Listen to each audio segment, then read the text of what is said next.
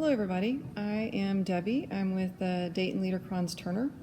I am here today with Judy Schneider. She is our current person that is in charge of our youth choir. Hi, Judy. Hi, Deb. Hi. You're our current director for the Dayton Liederkranz Turner Jugendchor. Is that I've got that correct? Jugendchor. Jugendchor. Right. Thank you. So, when did the Dayton Liederkranz Turner's Jugendchor start? That depends on who you ask. If you look back through the history book that Mary Lou Levinsky compiled a number of years ago for one of our anniversaries, you'll see various mentions of a youth choir or a children's choir. I know that towards the beginning of the 80s, a lady by the name of Phyllis McGraw-King had a group going for a while, and then it kind of died out until I showed up. And when was it that you showed up? Well, we joined the Liederkranz in 1985 to be able to go on a trip to Augsburg for their 2000th anniversary. And so after that, I decided I wanted to give back a little bit to the club. And so the first records I have, I thought it was 86, but everything I have points to 87 as the first year. So that's what we'll go with. Okay, I like that. So why does the youth choir only practice in the fall? Because the kids are too busy. Back in the 80s, it was one of the only things going on, and so they were able to, for the most part, keep it going year-round in the early 80s. When I took it over, I was teaching full-time, for one thing, and kids were getting busier and busier. Both parents working, harder to get the kids here. And so when I agreed to do it, I said, well, okay, but only for Christmas. And so that's why it's only in the fall. That makes sense. You know, you have to do it when the children are available and when the director is available.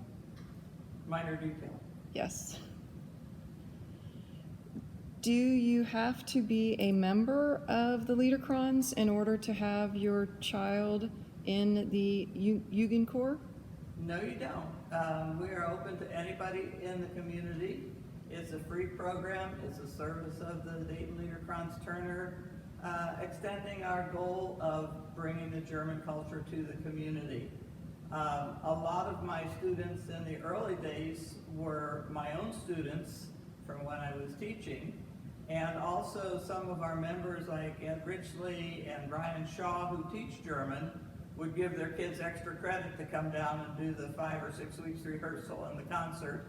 And so none of them really had the connection with the Liederkranz other than through their teachers. We have a lot of kids who are connected somehow through grandparents, aunts, uncles, and whatever. And sometimes they like to bring their friends along. So anybody's welcome if you want to learn just how to pronounce basic German. I can't guarantee you'll know what you're saying, but you'll be able to sing it. Well, sometimes I have problems just saying the words, so maybe singing it would be better. It really is. When I went to Europe the first time, I took a German class for people who did not speak German. It was an international summer course in Salzburg, Austria. And we sang for an hour and a half every day as part of that course.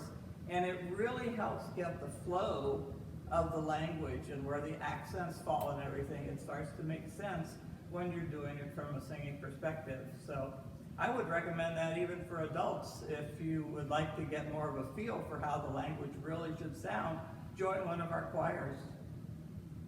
That's a good point, because we also have the Damenchor and Mannenchor. Did I get that? Did I pronounce that? Mannenchor.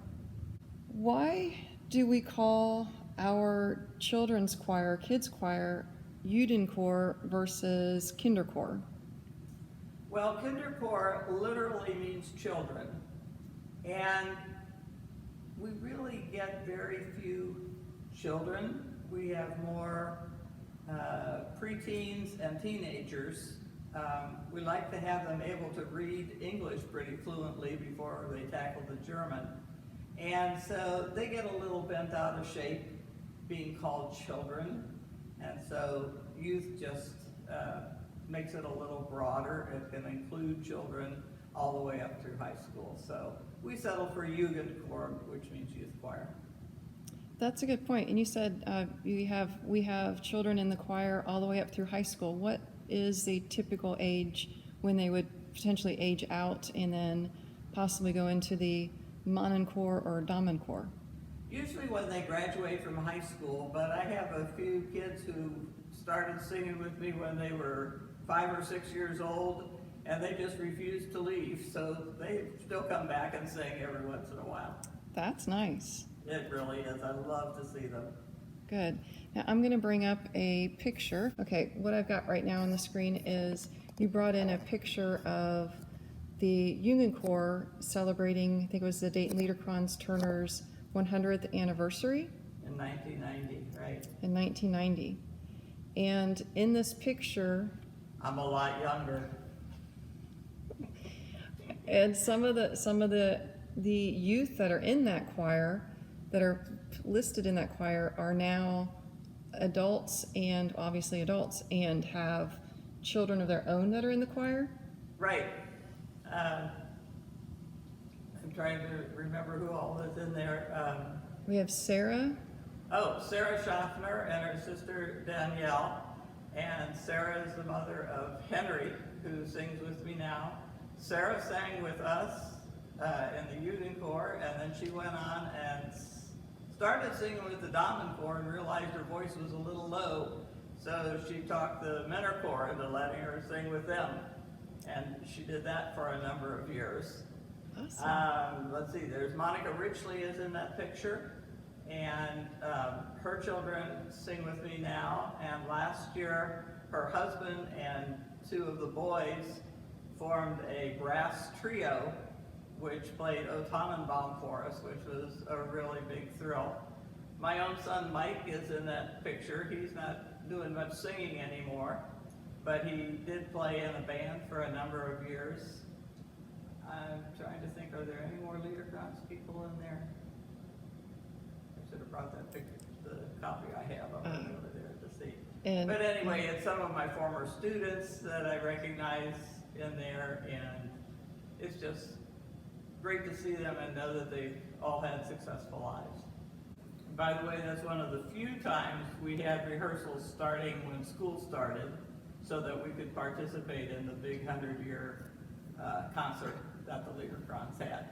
So I have 5 or 6 songs that are not Christmas songs in my library, and that was from that 100-year celebration. Wow. So is there anything that else you would like to share about our Jugendchor? Well, I just need to give a shout out to our alt presidents, Hans Grau and Bob Eddy, who were both so determined that we would have a Jugendchor in this club, that we would have children performing at Christmas time, and engage in a little arm twisting to keep it going. But I really appreciate their support and their determination that we do indeed have a Jugendchor. I like that. We have several members of the Liederkranz that are fairly determined to make sure that the cultural portion of their German heritage is brought to the Dayton area. So that's really nice. And I know Bob and Emma have been strong supporters in a lot of what we do here. So it's nice to know that they're also part of the Jugendchor. Well, Judy, thank you very much. I really appreciate you taking some time to speak with me today. We're here at the Dayton Liederkranz Turner, showing some of the beautiful artwork that is on the stage here at the Dayton Liederkranz Turner. So thank you again. Is there anything else you'd like to add or talk about about the Jugendchor? I just hope that we're able to do it next year live and in person, and that we will have lots of kids who are anxious to join us. Absolutely, that would be fantastic. Okay, thank you, Judy.